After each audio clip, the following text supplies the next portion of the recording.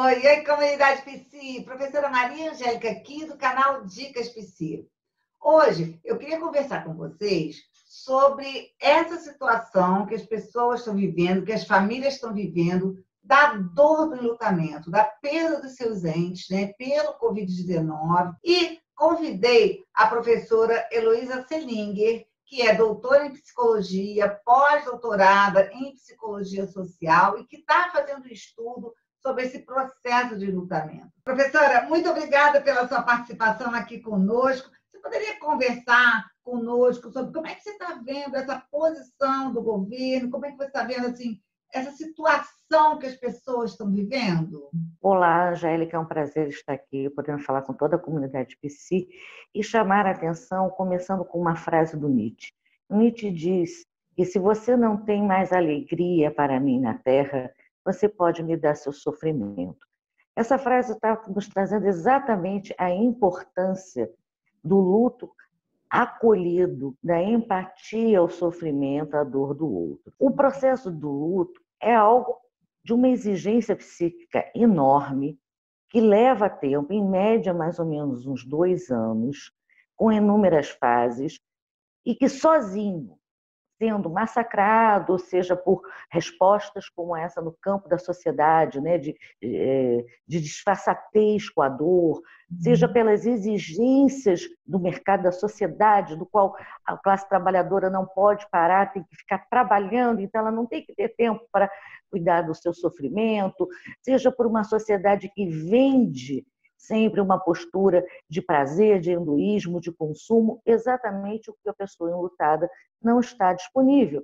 Porque no momento do luto, ela tem esse esvaziamento por um rasgo, por algo que não tem significado, que é a morte, que invade essa dor da ausência, esse vazio de não estar mais ali com o seu ente querido, aquela relação vincular, relacional, tantas vezes relações primárias, arcaicas, quanto a morte da figura materna, paterna.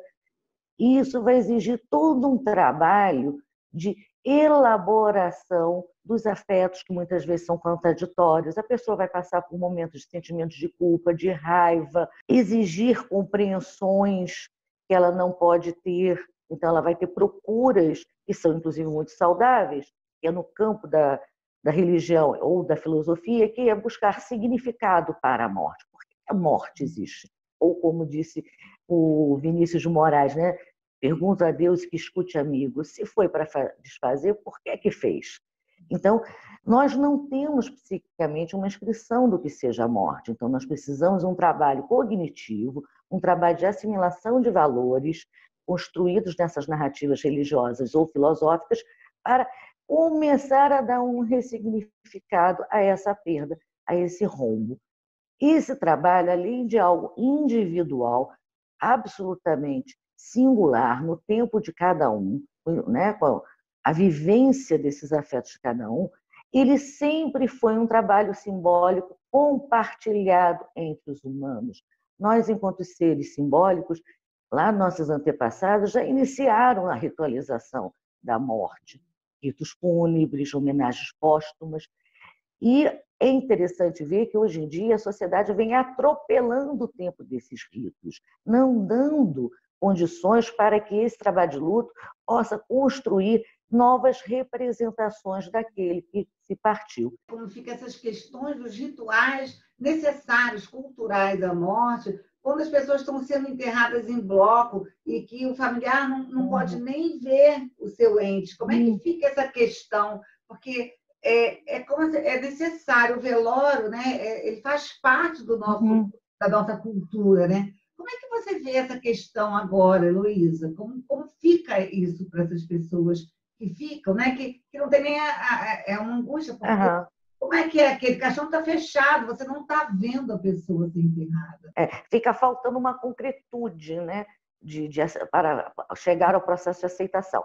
Bom, eu imagino que uma das formas, já que existe realmente um impedimento devido a grande risco de contaminação, de poder se seguir o rito normal de velório e enterro, que exatamente enquanto sociedade civil, instituições e autoridades elas possam trazer um rito, uma homenagem póstuma, uma significação dessa morte, né, dessas pessoas, mostrar que toda vida tem valor, mostrar que realmente não se é indiferente à dor, deixando essas famílias em desamparo para viver esse sofrimento.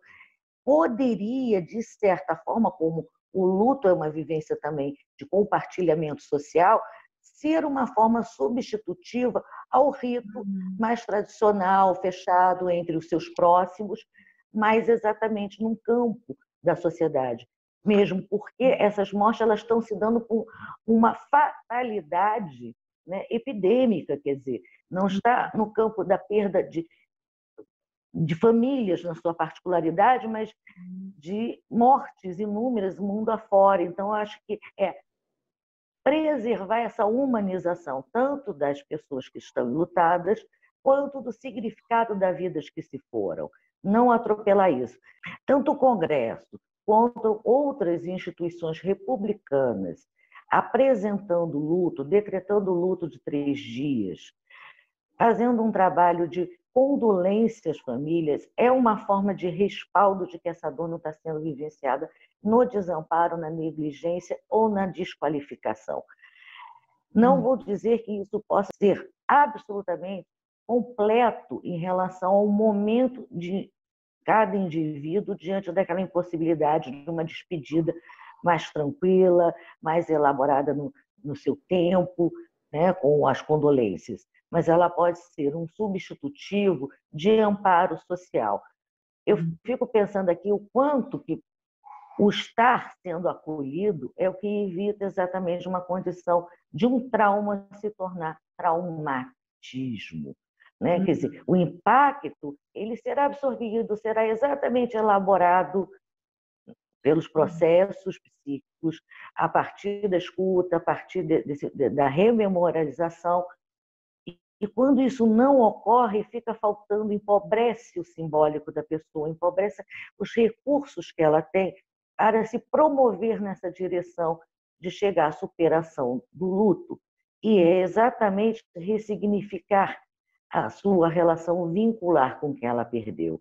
É o estado onde não é mais a ausência absoluta em ruptura, mas é uma presença dessa ausência, é a lembrança, a rememorização, é a memória, é a construção de uma memória da vivência com esse alguém que se perdeu. E isso é fundamental para a saída do luto enquanto um processo humano absolutamente normal, natural, sem qualquer característica patológica. E eu gostaria só de completar que exatamente o estado de desamparo no processo de luto, ele pode gerar consequências, sim, de desequilíbrios psíquicos.